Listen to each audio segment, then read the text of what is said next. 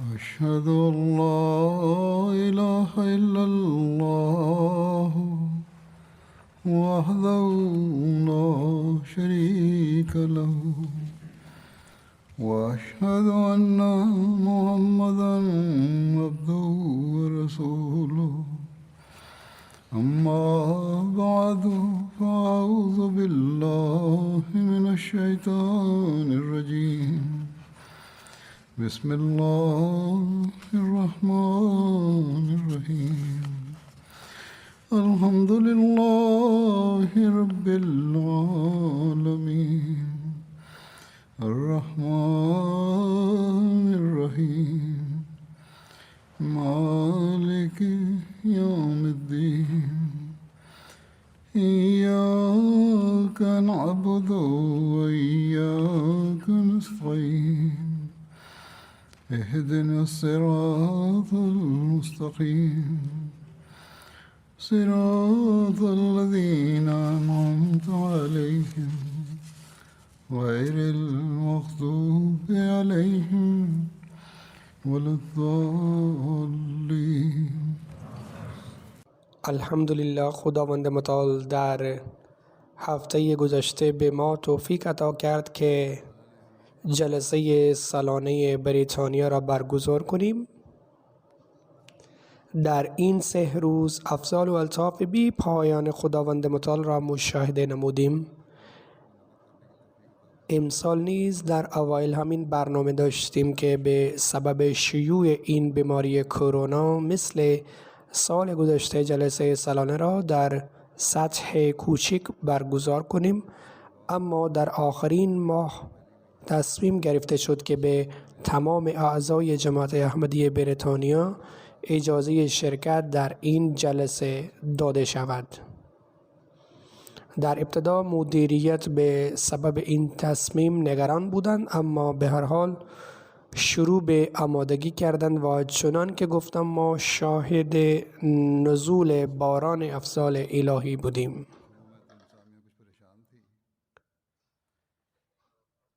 تمام سال منتظر جلسه سالانه میمانیم و مدیریت برای برگزاری آن آمادگی های زیادی هم انجام میدهند، اما وقتی جلسه می آغازد اصلا متوجه گذر زمان نمی شویم. این 3 روز همچون چشم به هم زدن میگذرند. امسال برخی از مردم از بعضی لحاظ نگران بودند و راجع به این نگرانی خیش به من نامه هم نوشتند. اینان اعضای جماعت خودشان هم برای برگزاری این جلسه سالانه دعا می‌خواندند و من هم مشغول دعاها بودم. به هر حال خداوند متعال این نگرانی ها و ترس ها را به امنیت تبدیل کرد. یک علت نگرانی بیماری موثر کرونا بود که شیوع دارد. به هر حال ممکن است که این بیماری بعضی از شرکت کنندگان را آلوده کرده باشد، اما به لحاظ عمومی لطف و فضل خدا شامل حال شرکت کنندگان بوده است. باری اکنون مایلم در ارتباط با این جلسه سالانه برگزار شده بعضی از صحبت ها بکنم. معمولا در خطبه بعدی جلسه سالانه از کارکنان تشکر می کنم و نظرات مهمانان شرکت کننده و افضال و الطاف الهی مربوط به جلسه سالانه را عنوان می کنم. در ابتدا از سایر کارکنان تشکر می کنم که از کارهای آمادگی جلسه سالانه گرفته الی جمع کردن تمام وسایل آن را بدون هیچ چشم داشتی انجام دادند و این کار جمع آوری همچنان به نحوی ادامه دارد. در اثنای جلسه سالانه در هر بخش کارکنان مرد و زن به طور عمومی مطابق با استعدادهای خویش به خوبی وظایف خود را انجام دادن و بابت آن هر شرکت کننده باید از آنها سپاسگزاری کند. اخلاق اسلامی این است که اگر از کسی به شما سودی رسیده یا او به کارتان آمده است باید از او تشکر کنید و تشکر و سپاس از بندگان به سپاسگزاری خداوند متعال سوق می دهد. خانم‌ها و آقایان و کودکان سعی کردند حق خدمت را به جای بیاورند. برخی از عیب و ایرادها نیز به چشم خورده است، اما در مدیریت به این سطح گسترده اینچنین ضعف‌ها طبیعی است.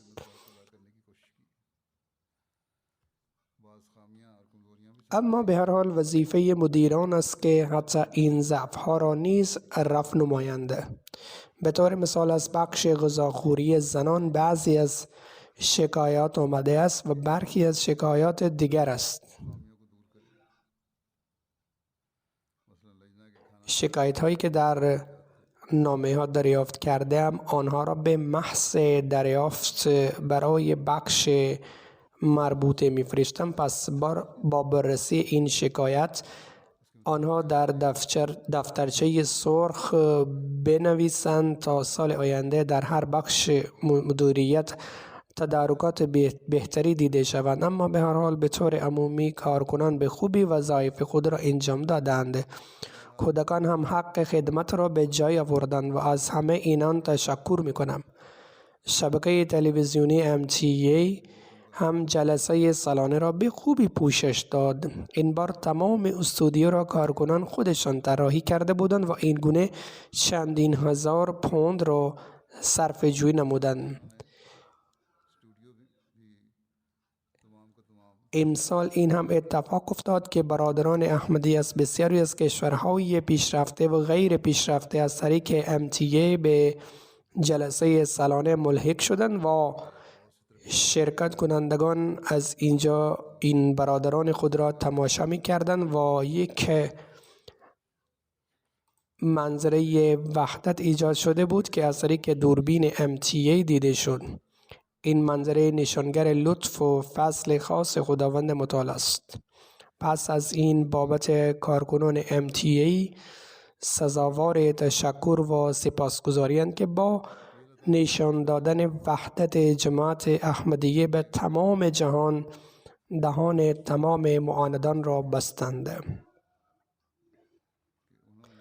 به هر حال اکنون من نظرات بعضی از خودی‌ها و غیر خودی‌ها را عنوان می‌کنم و همچنین آن افضال الهی را ذکر می‌نمایم که به وسیله آن خداوند متعال پیام اسلام را به جهان ابلاغ کرده است.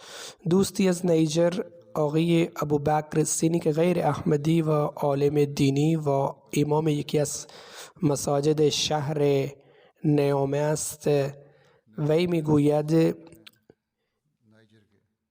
بیشترین چیزی که مرا تحت تاثیر قرار داد آن عشقی بود که مردم به خلیفه وقت می‌ورزیدند. آنان حتی اشاره امام خود هم به طور کامل اطاعت می‌کردند. در اثنای خطبه های آن حضرت سکوت کامل حاکم بود و چنان به نظر می رسید که این عشق را خداوند متعال در دلها ایجاد کرده است، زیرا در آن هیچ اثری از تصنع و تعارف نبود.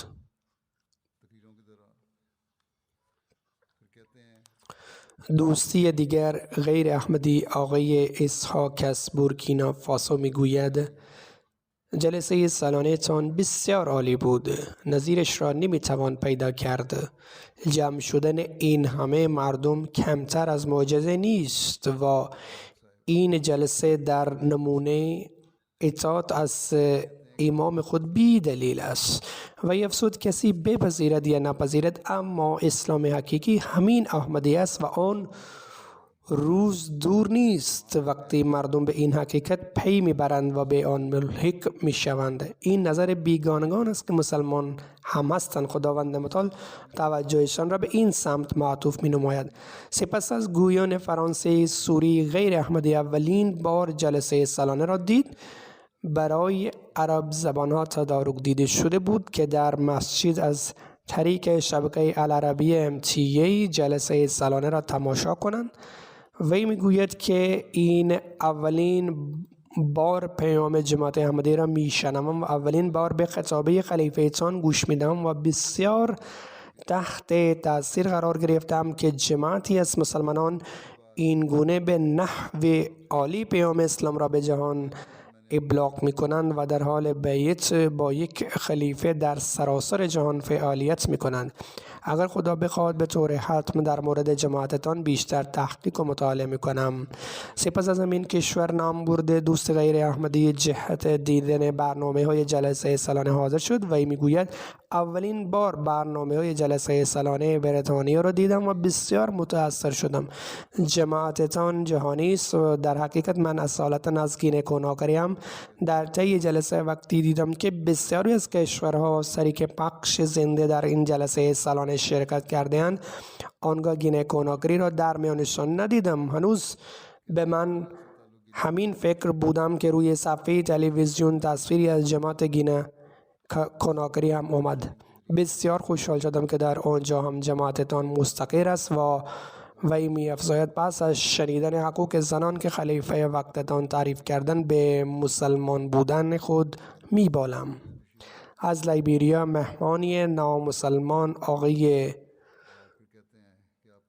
بوبم دالو که در اداره برق به عنوان مدیر مشغول است و آدم باسوادی است.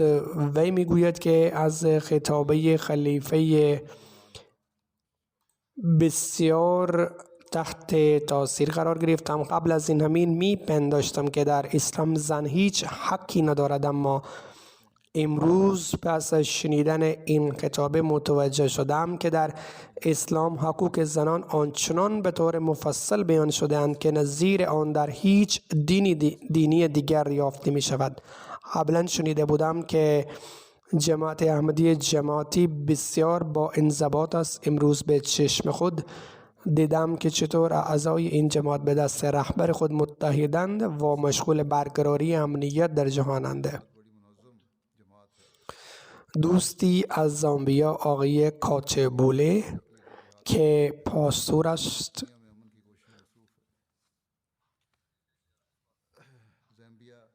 میگویند در آخرین روز جلسه سالانه خطابه پایانی خلیفه تان را شنیدم. بسیار متاثر شدم. افسود خطابه خلیفه تان بسیار شگفت انگیز بود. به این چنین زیبایی که اسلام حقوق زن را برقرار می کند من اصلا گمان آن را نمی کردم. بر همین باور بودم که اسلام حقوق زنان را لگدمال کرده است و به زن هیچ نوع آزادی نداده است و به گمانم اسلام زن را در خانه اسیر نموده است. اما امروز پس از شنیدن این خطابه نظرم کاملا عوض شده است و از گفتن این حرف هیچ شرم ندارم که حقوقی که اسلام به زن داده است مسیحیت هم به او نداده است. این آقا کشیش است و میگوید حقوقی که اسلام به زن داده است مسیحیت نداده است. و افزود ما بیهوده در حق زنان خود اجحاف میکنیم و آنها را برده خود میپنداریم. خلیفه تان کاملا درست فرمودند که مرد هر طور شده از طریق زور و قدرت حقوق خود را به دست می آورد. امروز متوجه شدم که اسلام هرگز تعلیم تندروی و خشونت نمی دهد، بلکه تعلیم اسلام بسیار زیباست. سپس از ساحل آج دوستی که زیر تبلیغ است میگوید جماعت احمدی به وسایل مختلفی معرفی می شود، اما جلسه سالانه بریتانیا به صورت بسیار بی‌نظیر این جماعت را معرفی کرده است. وی اولین بار از طریق تلویزیون جلسه سالانه را زنده تماشا کرده است و از دیدن تدارکات جلسه سالانه بسیار تحت تاثیر قرار گرفت و میگوید بسیار با انضباط و روش پسندیده شرکت کردن مردم به این تعداد بزرگی نشانگر این است که تربیت خلافت بر اعضای جماعت تأثیر عمیقی گذاشته است. و افزود نمیدانستم که مردم بر دست حضرت پیامبر اکرم صلی الله علیه و آله و سلم چطور بیعت می‌کردند، اما امروز با دیدن بیعت مردم به دست خلیفه احساس و لذتی که به من داده است زبان از بیان آن عاجز است. در ادامه گفت از این به بعد همیشه خطبه خلیفه‌تان را گوش خواهم کرد. از کنگو کنشاسا نماینده دفتر مهاجرت آمد و در آنجا در میان مردم خطابم را گوش داد. سپس گفت این خطابه مرا ناچار کرده است که چرا تاکنون به احمدیه نگرویدم و قول داده است که در آینده هر از گاهی به مرکز تبلیغ جماعت این کشور سر می‌زند و در مورد جماعت بیشتر تحقیق خواهد کرد.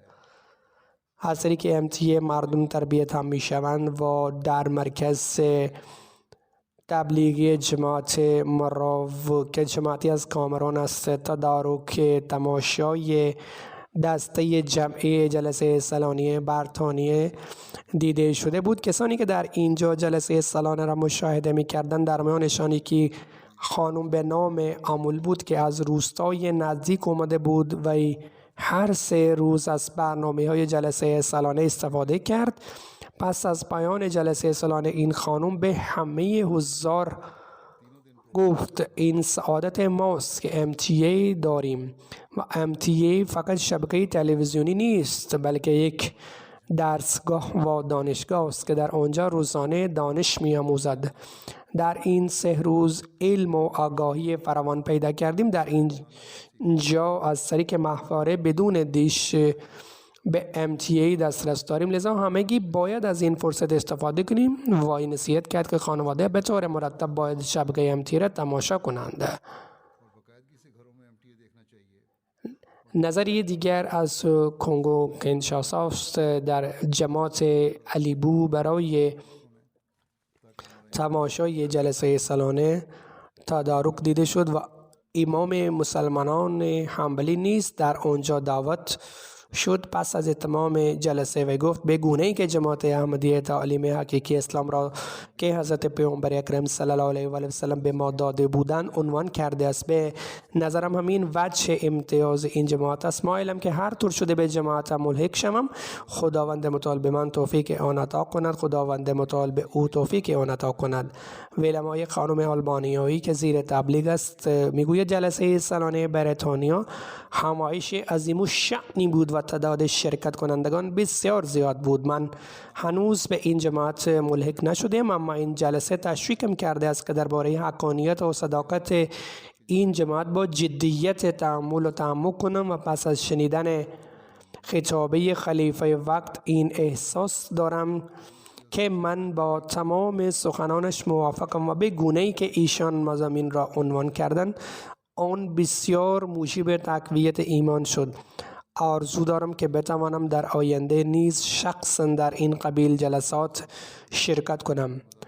در گویان فرانسه خانم افغانی به همراه بچه‌های خود آمده بود تا خطابه پایانیم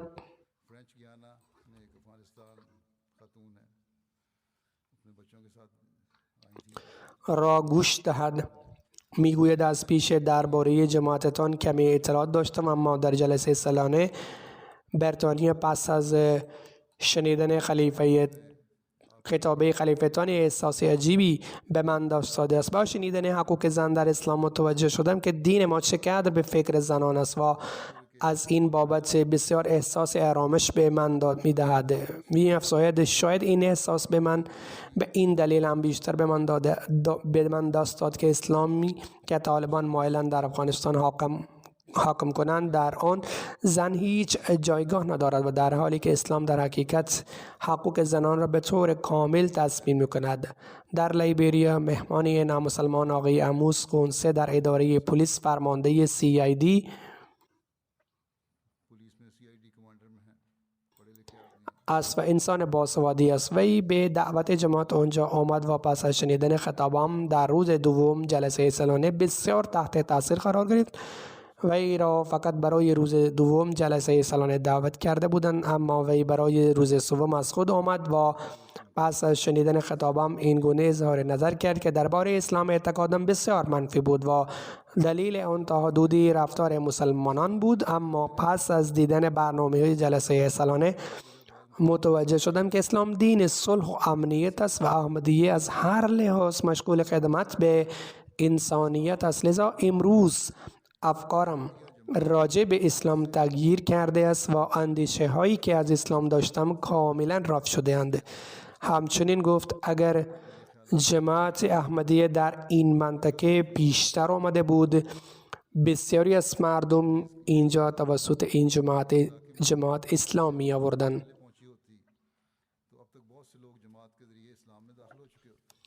در گویان فرانسه هم تدارک دیده شده بود که دسته جمعی جلسه سالانه بریتانیا شنیده شود و چون جماعت اونجا بسیار کوچک است، لذا افراد اندکی حاضر شدن در اونجا از کشور هایتی دو مسیحی که زیر تبلیغاً برای شنیدن خطاب پایانی اومدن.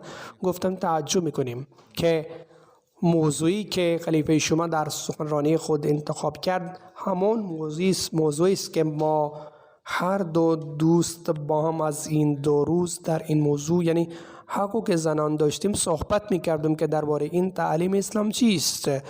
ما نمیدانستیم که اسلام در مورد حقوق زنان چنین آموزش کامل و جامع بیان کرده است. اگر امروز خطاب خلیفه شما را گوش نمی کردیم شاید این تربیت زیبا و کامل را درک نمی کردیم. امروز صحبت از حقوق زن زیاد است، اما فقط اسلام در مورد مسئولیت زن و مرد تعلیم حقیقی می دهد. امروزه هر دو فرد کتاب زندگی نامه محمد صلی الله علیه و سلم می خوانند و مواد چاپی مزید را نیز درخواست کردند. بر اساس گزارشی از موریسیس افرادی برای تماشای پخش جمع شده بودند، از جمله نماینده پارلمان خانم تانیا دیولی هم بود. او آمده بود.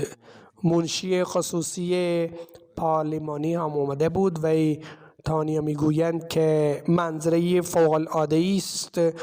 تجربه دیدن مراسم و فرهنگ جماعت احمدی بسیار خوب است. بسیار تحت تاثیر قرار گرفتم که شما مردم چنین مراسم بزرگی و عظیم الشأن مذهبی را در شهر مانند لندن برگزار میکنید. همچنین درست است که دین با توجه به شرایط اقتصادی و اجتماعی امروز بسیار مهم شده است. این یک چیز بزرگ است که تعداد زیادی از مردم برای یک هدف معنوی گردم هم میآیند تا محاسبه خود را در نظر بگیرند، به خصوص در حالی که همه ما دوران سختی را پشت سر میگذاریم که در آن جهان از بحران‌های زیادی رنج میبرد. به نظر من این گونه کارها در راه درست نگه داشتن جامعه و حس ارزش‌های والایی بسیار مهم است. این تجربه برای من خیلی خوشایند. اینجا خیلی چیزا آموختن، در کنار این لحظات هم برایم نگران کننده است.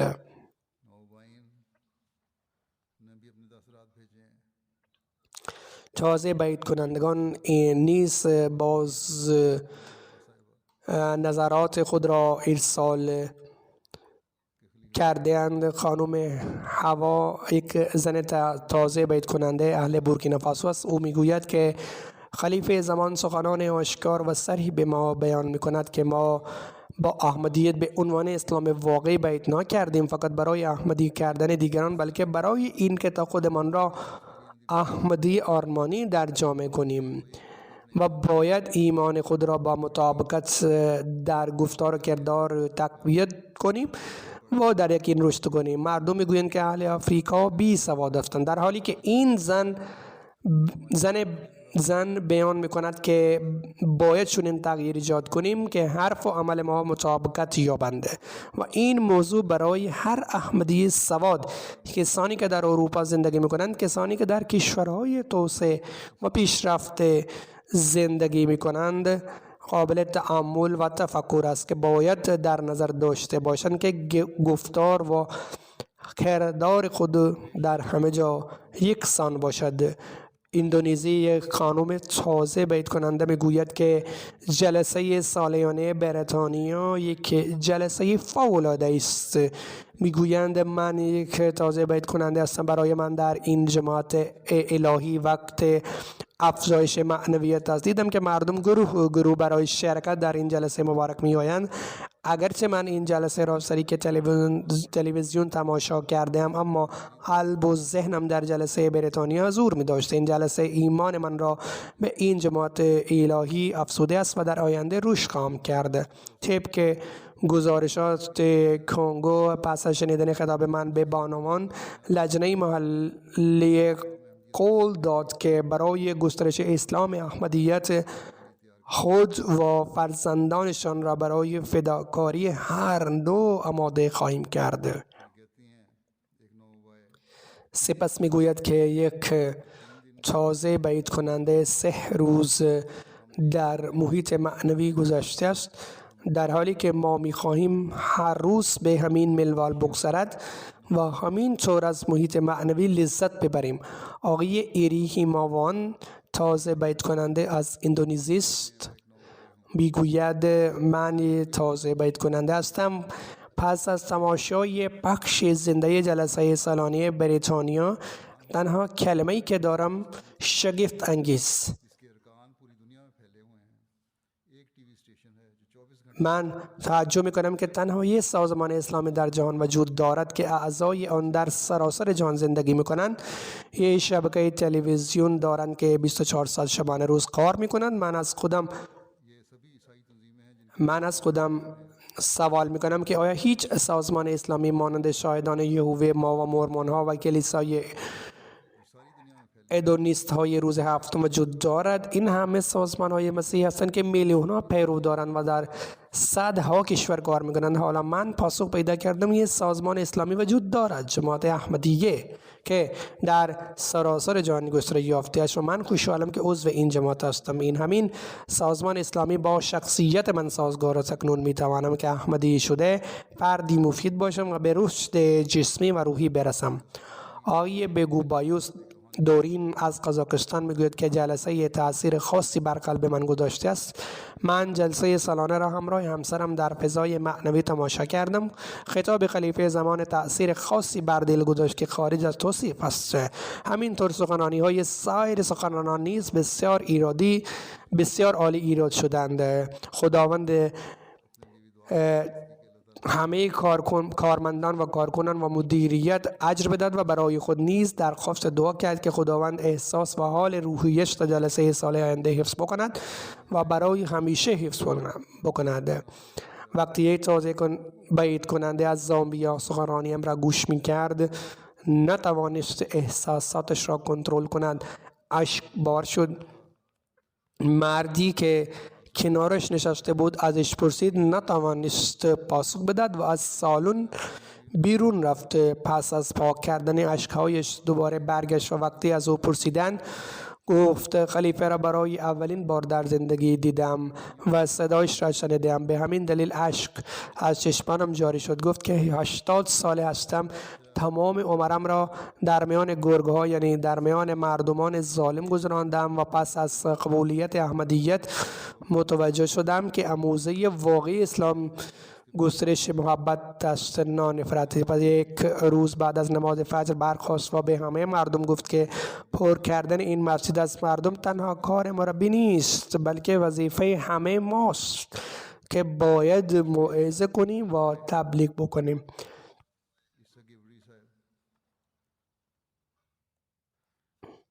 یک تازه بیت کننده استرالیا، آقای عیسی گبریل، اگرچه بیت کرده بود اما گاهی تحت تأثیر اعتراضات غیر احمدی ها قرار می گرفت. به خصوص انتقاد در مورد جلسه که این بدعت اختراع شده است میگوید وقتی در مسجد مسرور استرالیا در بیعت جهانی شرکت کردم، همه تذبذب و تردد و شک که من از بین رفت، زیرا به وضوح بر من آشکار شد که این جلسه به محض برای خدا برگزار می شود. این جلسه برای تجدید ایمانم فرصتی بود با شرکت در دعای بعید با خلیفه. یقین کامل دارم که دعای من قطعا پذیرفته خواهد شد. در افراد قوت ایمان با شرکت در برنامه جلسه ایجاد می شوند. نیکیاس گابری توضیح بیت کننده از استرالیا می گوید که بیت جهانی برای من یک تجربه شگفت‌انگیز بود. وضعیت معنوی که در آن زمان پشت سر گذاشتم قبلا هرگز آن حالت را احساس نکردم. چنان فضای معنوی وجود داشت که به من آرامش و رضایت روحی میداد. آقای یوسف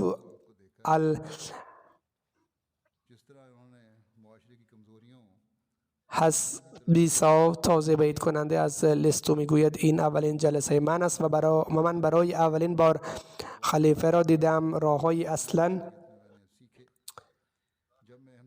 و راههای اصلاح بدیها و فساد جامعه را از آموزه های عالی اسلام تا امروز در جای دیگر نشنیدم و در مسیحیت هم یاد نگرفتم. وقتی درباره احمدیت تحقیق میکردم و اولین بار که عکس خلیفه را دیدم، خداوند در خواب به من گفت که این دین حقیقی است، راست است. علاقه من به احمدیت و پذیرفتن اسلام واقع هدایتی از جانب خداوند متعال است که پس از دیدار خلیفه زمان به دست آوردم و پس از اولین بار شرکت در جلسه و منظره معنوی بیت و پیوستن به آن احساس میکنم تغییری در من ایجاد شده است، مثل زندگی جدید. آقای البانیا کلمبیا معلم تاریخ در آلمان است و او 3 یا 4 سال قبل وعید کرده بود. میگوید امسال شرکت در جلسه سالانه بریتانیا مجازی بود، اما احساس میکردم که شخصا در آن جلسه حضور دارم. فضای جلسه و تأثیر خطاب خلیفه زمان به قدری بود که احساس کردم از نظر فیزیکی وارد جلسه شدم. این جلسه جهانی دلیلی بر وجود وحدت در جماعت است. احمدی های کل جهان به دست خلیفه زمان جمع هستند. همه احمدی ها میخواهند مسئولیت خود را درک کنند، میگویند منتظر شنیدن دستورات خلیفه هستند و میخواهند از آنها پیروی کنند و میگویند که در خطاب پایانی خود دستورات بسیار روشن را به زمان بسیار ساده به ما داد و این سخنان به گونه‌ای بود که همه افراد طبقه گوناگون جامعه می تواند به راحتی درک کند. این خطاب باعث می شود که در مقابل مسئولیت های خود بایستیم، به خصوص برای ما که در جامعه البانیایی زندگی میکنیم که در آن مشکلات زیادی در مورد حقوق زنان وجود دارد. سپس زنین از منطقه نیجر به نام خانم گونارومجی می نویسند: پس از شنیدن خطاب امروز به زنان، من حقوق و وظایف واقعی زنان را درک کردم و چون خلیفه درباره حضرت اما جان همسر حضرت مسیح موعود علیه السلام بیان کرد که او چگونه از فرزندان خود مراقبت می‌کرد و آنها را به راه آرمانی تربیت می‌کرد، همان زمان پیمان بستم و تعهد دادم که از امروز به تربیت فرزندانم توجه خصوصی میدم تا بتوانند خادم ایدئال شوند. خداوند چه تغییرها را ایجاد می‌کنند. آقای عاطف صاحب مربی منطقه آدلید می نویسد که از لحاظ منطقه زمانی بین لندن و آدلید تفاوت فرق 8 و 9 ساعت است. از این جهت قرار بود که اینجا همه برنامه‌های جلسه دیر وقت شب پخش شوند. نگران بودم که مردم شاید نیایند، تعداد خوب نمی شود، اما مردم از اخلاص فوق‌العاده‌ای نشان دادند و با وجود اینکه روز جمعه روز کاری بود، مردم به مسجد آمدند، خطاب شنیدند و وقت بعید جهانی هم حضور داشتند. آنان تا ساعت 3 در شب بیدار بودند و خطاب پایانی را گوش کردند. عشق آنان با خلافت دیدنی بود. به MTA نیز از این بابت سپاسگزار هستند. خانم گلیان آی ماکینا از قزاقستان میگوید که جلسه سالانه به لطف خداوند با موفقیت به پایان رسید. خطاب خلیفه و دیگر سخنرانان در موضوعات مختلف بسیار مفید و جالب بود. این سخنرانی ها تأثیر خاصی بر قلب من گذاشت و من روش های تبلیغ هم آموختم. یقین دارم که این طریق شنوندگان دیگر نیز به سوالات خود پاسخ یافتند. همینطور خداوند مرا توفیق تجدید بیعت داده از خداوند دل و چشم مردم را بگشاید و آنان را پذیرای هدایت را قبول کنند. خانم شیما قاسم از یمن میگویند ما برنامه جلسه را دیدیم، انگار در بهشت بودیم. دوباره خورشید اسلام بر ما طلوع کرده است و دل و جان من را تازه کرده است. روح ایمان واقعی، عشق، وحدت و اخلاق در ما نهادینه شده است. ما از تو دور بودیم اما دلمان با تو بودن. ما در یک خانه حضور داشتیم. هیچ کس جز یک احمدی این ارتباط را نمیتواند حس بکند. علی رغم بارندگی شده در کشورمان، هوای 3 روز جلسه خوب بود و به فضل الهی کل برنامه جلسه را تماشا کردیم. خداوند متعال، خداوند مهربان خلافت را دوام عطا کنه. ما موجودیت و هدفی به جز این نداریم.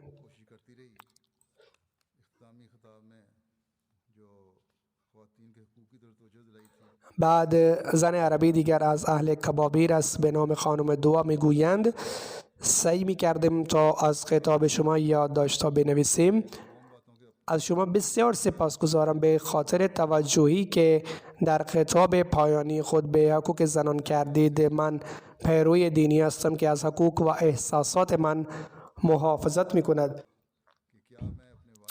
من افتخار میکنم که همه این چیزها را در حضور دوستان غیر مسلمانانم تکرار میکنم. بعد از نگاه یک زن به ما از حقوق مرد توضیح دادید که من متوجه شدم حق پدر و برادر و شوهر را خوب ادا میکنم یا نه. هنگام بیعت متوجه شدم که ما در حقیقت با خلافت هستیم و هیچ کشور و دریا بین ما نیست. آنقدر احساس خوشحالی می کردم که فکر می کردم قلبم خواهد چرخید. زنی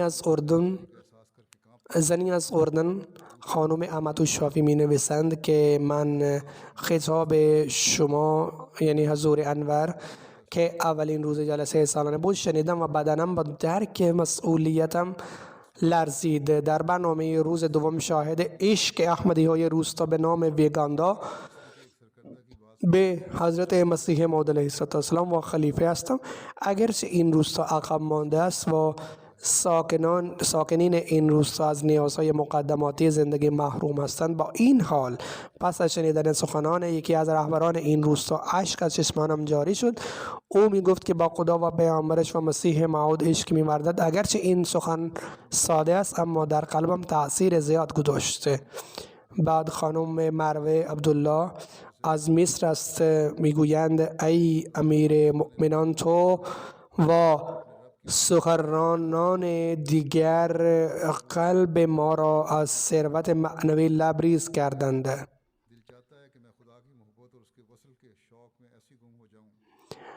در آن زمان من روی آسمان روحانیت شروع به پرواز کردم و برای ملاقات پروردگارم مضطرب گشتم. آرزو دارم که تا به آن درجه روح مطمئنه برسم که شما ذکر آن را عنوان کرده. دلم میخواد که در عشق خدا و در شوق وصل او چنان گم شوم که از گرد و پیش خود بیخبر شوم.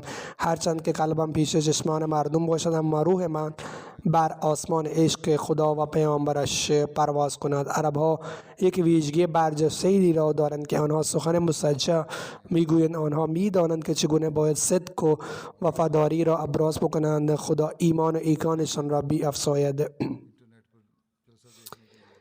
علاوه بر این است کشور مالزی یک دوست به نام نسلان ازگان که تازه به جماعت احمدی گرویده است. او زندگی خیلی ساده میگذارد و وضعیت اقتصادیش هم خوب نیست. حتی به اندازه‌ای هم پولی نداشت که آنها را به خرج داده توسط اینترنت جلسه را تماشا کند. او تعریف می‌کند که جلوی خانه‌ام درخت آنبه وجود دارد و من از آنجا آنبه ها را چیدم و فروختم و پولی که کسب کردم توسط آن دیتای اینترنت خریدم و به روند جلسه گوش دادم. یک رفیق غیر احمدی از گینه بیساو به نام سینی بالتی روند جلسه را شنیدم، جلسه را گوش کردم. او میگوید تا امروز هیچ وقت برنامه‌ای را ندیده ام که در آن مردم رهبر خود را با این عشق و علاقه‌مندی تعظیم کنند و عشق می‌ورزند. منظره های بیت جانی خیلی قشنگ بود، خیلی عالی بود. حضور فرمودن او فقط از منظره بیت جهانی را تماشا کرده بود که در آن تمام اعضای جماعت بر دست متحد بودند. با نگاه به این منظره ها یقین دارم که جماعت به طور کامل از خلیفه خود اطاعت می‌کند. از مکزیک خانم سوره گومیس میگوید که فرصت گوش دادن به جلسه سالانه بریتانیا را پیدا کردم. از همه سخنرانی یه آخرین دلپذیرتر بود. در آن حقوق زنان را ارائه دادن و تذکر دادن که چطور میتوان آرامش محیط خانه را حفظ کرده. این تعلیمات اسلامی چنان پردرد داشتند که سعی خواهم داشت که در طول حیات خود اینها را سر مشق خود قرار بدهم. یک خانم از گینه بیساو میگویند که او یک خانم به نام زیبونیسا را برای تماشای جلسه آورده بودند، با همراه خود آورده بودند. او غیر از جماعت احمدی است. در طی 3 روز او تمام برنامه جلسه به خصوص سخنرانی های شما را شنید و در روزهای نهایی جلسه را در مسجد اعلام کرد که راجع به جماعت اعتراض متعدد را داشته، اما بعد از شنیدن سخنرانی های خلیفه شما هیچ اعتراضی ندارم و اعلام میکنم به جماعت احمدی میگرم. و پس خانم کمبا کیتا اهل روستا از کشور گینه بیساو است و برنامه جلسه را دید. وقتی او در مورد بیت جانی شنید بابت اون از معلم توضیح خواست. آقای معلم برایش 10 شرط بیت را خواند. خلاصه آن خانم در مراسم بیت شرکت کرد و دنبال حضرت خلیفه المسیح تمام آیه های بیت را تکرار کرد و سخنرانی نهایی را نیز شنید. در پایان جلسه گفت که هنگام شرکت در مراسم بیت جهانی احمدیت را قبول کردم، اما بعد از پایان این سخنرانی میخواهم اعلام کنم که اکنون تنها خلافت احمدیه میتواند امت مسلمه را نجات بدهد و امروز اعلام میکنم که به جماعت احمدیه بیگرمم قبول میکنم و به بچه های خود نیز توصیه میکنم که باید احمدیت را بپذیرند.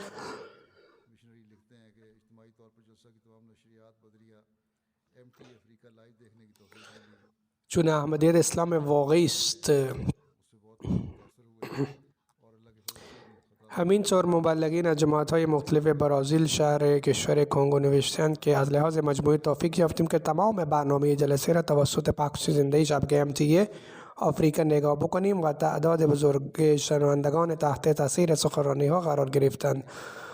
آقای منبورا بن جیلی مسیحی است که در برازاویل شهر کشور کنگو زندگی می‌کرد. او را برای شرکت در جلسه دعوت کردند. او تا 2 روز روند جلسه را تماشا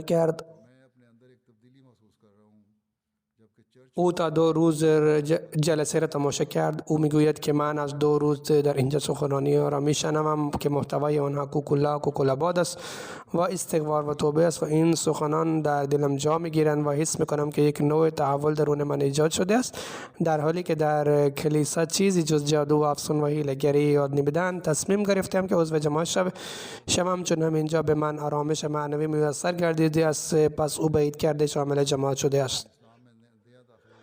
آقای میسی بیس از کشور بورکینافاسو که تازه به جماعت احمدیه گرویده است میگوید این اولین تجربه من است که خلیفه المسیح را از طریق پخش زنده نگاه کردم. من تازه به جماعت احمدیه گرویدم و این سوال مدام در ذهنم خطور میکرد که جهان باید بر دست یک رهبر متحد شود. اکنون با نگاه به افراد جماعت احمدیه آن اتحاد و یگانگی دیده می شود.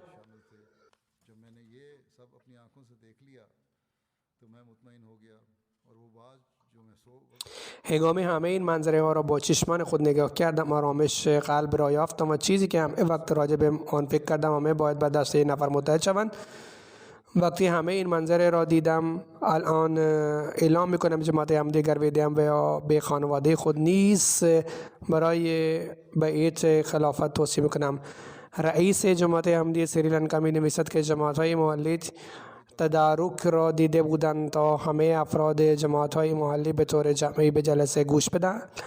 به سبب اوضاع وخیم کشور آمدن و رفت به مرکز جماعت کولمبو خیلی مشکل بود. وجود این 85 نفر از احمدی ها و غیر از افراد جماعت احمدی در جلسه و در روند بیعت جهانی شرکت کردند. آن موقع 2 نفر بیعت کرده و به جماعت احمدی گرویدن. همین طور در جماعت های گمبو، سوسیالا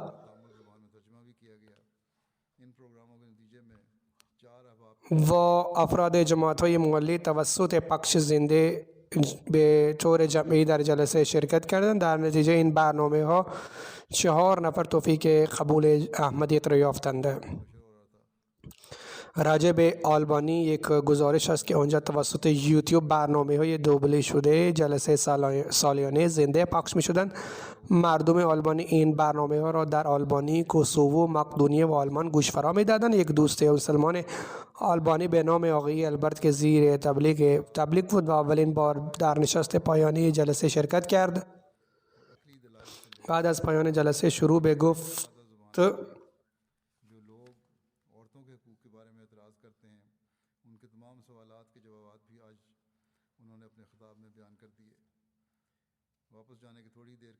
هنگام ذکر شرایط بیعت ارجاع داده به یک کتاب زبان آلبانی گفت در آن کتاب 10 شرط بیعت مندرج هستند و آنها را خواندم و اکنون برای بیعت آماده‌ام و پس او بیعت کرده شامل جماعت احمدی شد.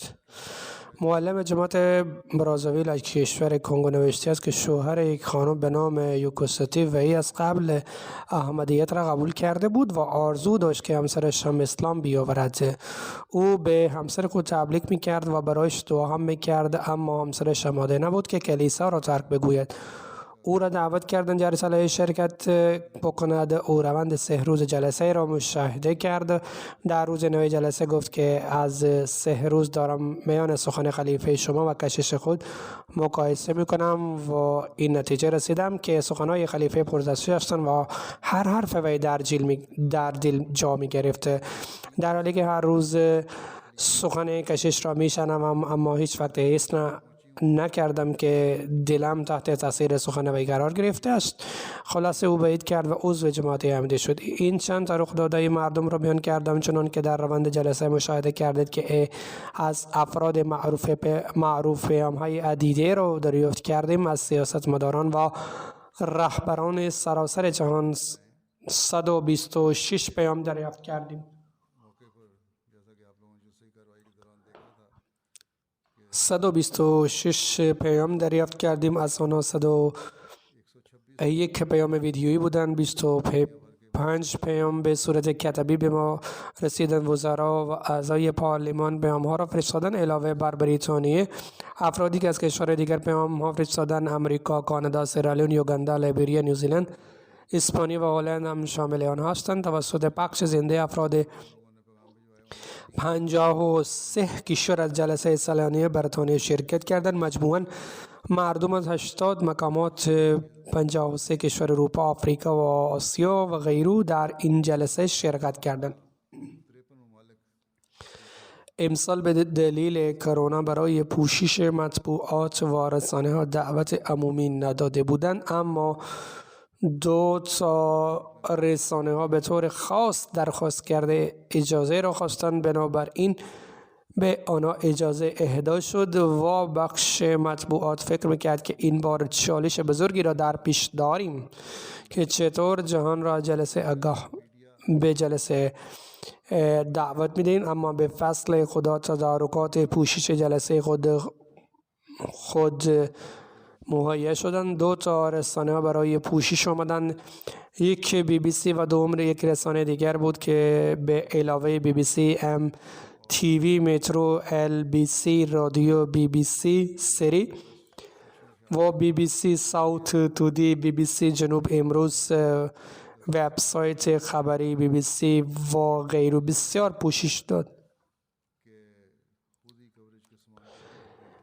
رسانه‌های دیگر نیز در پوشش سهم خود را ایفا کردند. همینطور به سطح منطقه 8 رسانه‌ها به جلسه سالیانه پوشش دادند. به علاوه 28 وبسایت راجع به جلسه اخبار و مقاله ها را چاپ کردند. بیش از 20 میلیون نفر از این سایت ها استفاده می کردند. تا جایی که ذکر رسانه های چاپیست در روزنامه ها راجع به جلسه 14 مقاله چاپ شدند. تعداد خواننده آن رسانه ها بالغ به 1.5 میلیون نفر است. کانال‌های مختلف تلویزیون جلسه سالیانه را در 32 برنامه پوشش دادند. تعداد بینندگان این کانال‌های تلویزیون بیش از 12 میلیون نفر می‌رسد. 33 برنامه رادیویی به جلسه سالیانه بریتانیا پوشش دادند. تعداد شنوندگان این ایستگاه‌های رادیو بیش از 1 میلیون می‌رسد. بعضی رسانه‌ها، روزنامه‌نگاران، شخصیت‌های عمومی از طریق رسانه اجتماعی راجع به جلسه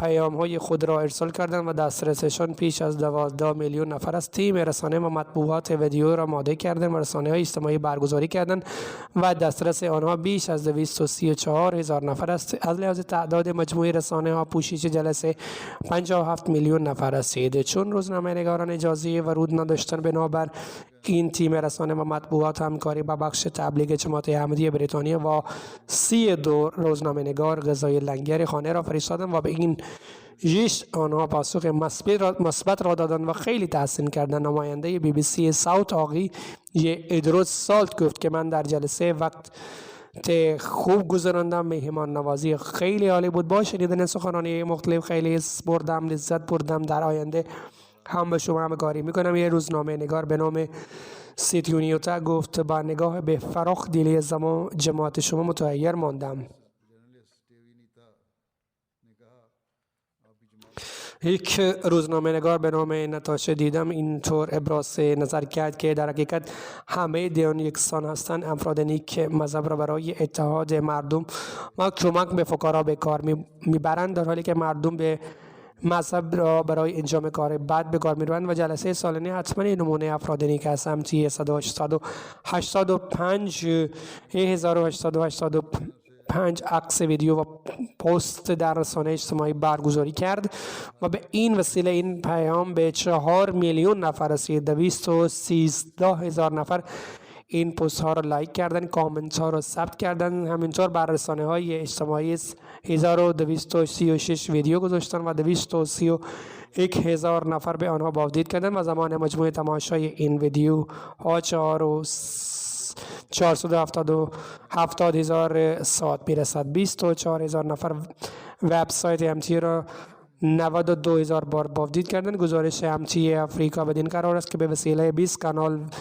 تلویزیون برنامه جلسه زنده پخش شد. بعضی از این کانال ها خصوصی بودند، اما بعضی از کانال دولتی بودند. بعضی از این کانال ها در سراسر کشور دیده می شوند. گامبیا تلویزیون ملی، سیرالئون تلویزیون ملی، لیبریا تلویزیون ملی و تعداد کانال های خصوصی شامل این چنین کانال هستند.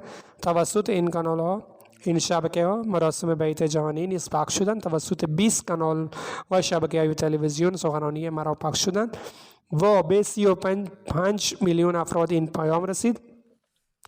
علاوه بر پوشش زنده راجع به جلسه اخبارها را نیز آماده کردم و سراسر آفریقا فرستاده شدند. پس طی 3 روز جلسه 15 کانال در مورد جلسه اخبارها را پخش کردم و 15 میلیون نفر این کانال را دسترسی دارند. ریویو آف ریلیجنز هم جلسه را پوشش داد. آنها به وسیله رسانه‌های اجتماعی و یوتیوب جلسه را پوشش دادند.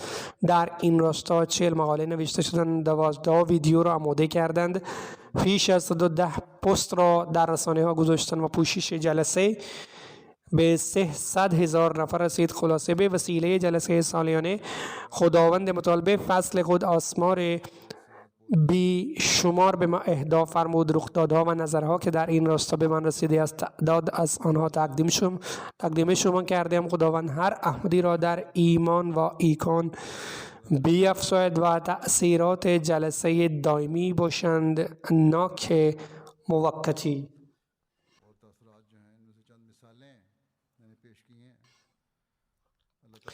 بعد از نماز چندین نماز میت اقامه خواهم کرد و ذکر مرحومین میکنم. ذکر اول از خانم قدرت سلطانی است و او همسر جناب قدرت الله عدنان از کانادا بود. او در روزهای اخیر به سن 55 سالگی درگذشت. انا لله و انا الیه راجعون. مرحومه پایبند نماز و تهجد بود و خانم پرهیزکار و صفات فرشتگان داشت. وقتی در بیمارستان بود آنجا هم هیچ دکتری نبود که بهش تبلیغ نکرده باشد. یک دکتر عرب مسلمان بود و برای شنیدن قرآن پیش خانم نصرت می آمد و برایش همیشه سوره یاسین تلاوت می کرد. همیشه از خلافت حرف می زد. او علاقه با وفا با خلافت داشت. بسیار از خویشاوندانش از اهل سنت هستند و تمام آنان را پیامی فرستاد تا آنان هم از امام زمان بعید بکنند. او در بازماندگان 3 بچه و همسر دارد. یکی از پسرش دانشجوی جامعه در کانادا است و یک برادر و خواهر دارد. شوهرش میگوید که همسر همیشه مانند فداکار زندگی میکرد. او با تمام توان خود اولادش را تربیت میکرد.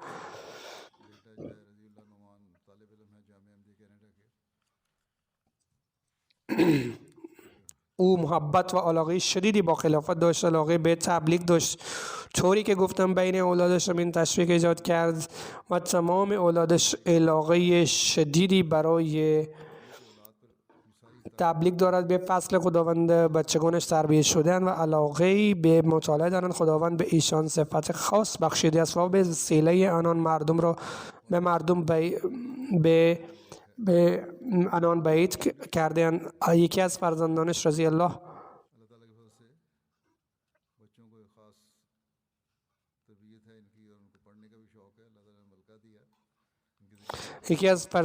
رضی الله دارد کار خوب انجام می‌دهد و دانشجوی جامعه است. خداوند او را و دیگران را در آینده توفیق خدمت بدون هیچ مطلب اچانه بود و وارث دعای مادرشان بکند. پسرش جری الله عدنان میگویند که مادرم خانم پرهیزکار و متقی و خانم ایدئال و احمدی بود و رابطه ویژه‌ای با خداوند متعال داشت. همیشه به فکر تربیت بچگان بود و هر لحاظ منتظر لطف خداوند بود. یتیمان را خیلی کمک میکرد و او از بچگی ایمان محکم و به خداوند متعال داشت. او مرض سرطان داشت و وقتی از این مرض تشخیص شد از آن زمان هم به رضای خداوند متعال راضی شد و همیشه به ما می گفت که شما به رضای خداوند راضی باشید و ایمان محکم بر ذات خداوند داشته باشید. همیشه به پزشکان خود بی گفت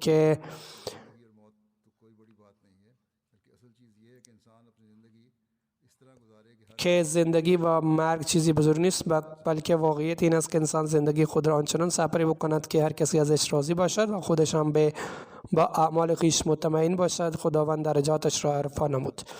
ذکر دوم از جانب لطیف احمد جومت است و او هم در روزهای اخیر به سن 79 سالگی درگذشته است. انا لله و انا الیه راجعون. به فضل خداوند موسی بود احمدیه در خاندانش به توسط پدر بزرگش چودری محمدین واصل باقی نویس نفوذ پیدا کرد و نامش در کتاب انجام آتم روحانی خزان جلد 11 صفحه 325 به لیست 313 اصحاب جای سوم میاں محمدین منشی بلانی ناحیه گجرات نوشته است. چودری لطیف جومت در سال 1966 از دانشگاه پنجاب مدرک فوق لیسانس در ریاضی گرفت. او وابسته به بخش آموزش بود. او از سال 1966 الی 1968 به عنوان استاد در دانشکده تعلیم اسلام روه توفیق خدمت شد و از 68 الی 94 حداقل 26 سال در سیرالیون در بخش آموزش به عنوان استاد و مدیریت خدمت انجام داد.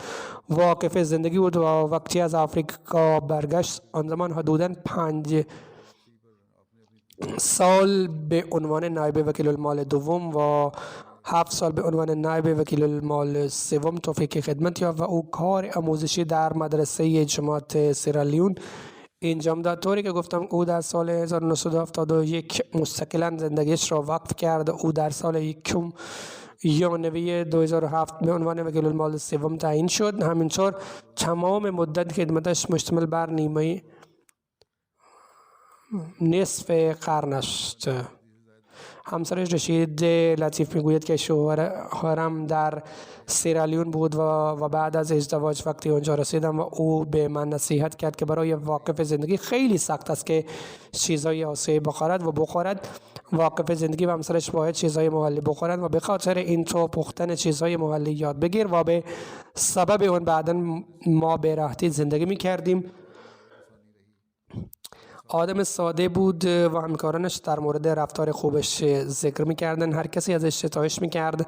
خداوند باش رفتار مغفرت و رحم کند، او را مقام والا عطا بکند و بازماندگانش را صبر بدهد. او یک پسر و یک دختر دارد. یک بچهش در سن کوچکی فوت کرده بود. آنان را توفیق بدهد تا نیکی‌هایش را ادامه بدهند. ذکر سوم از مشتاق احمد عالم پسر جناب محمد عالم مرحوم میرا برکا میرپور آزاد کشمیر است. او روز 19 ژوئیه 2020 به سن 60 سالگی درگذشت. انا لله و انا الیه راجعون. به فضل خداوند موسی بود. در بازماندگانش همسر و 6 پسر و 2 دختر دارد. به یادگار گذاشته است. 3 پسر و 1 دومادش حافظ قرآن است و 3 پسرش مبلغ هستند و یکی از آنان حافظ مزمل دارا آفریقای غرب سنگال است و دوم حافظ اخلاق احمد است و سوم عبدالخالق است که دارد آرکیولوژی آموزش عالی فرا میگیرد. به هر حال پسری که در سنگال است نتوانست موقع نماز جنازه برسد. خداوند بهش صبر و حوصله عطا بکند و رفتار مغفرت با مرحوم کند. همون گونه که گفتم که بعد از نماز جمعه نماز میت اقامه خام کرد.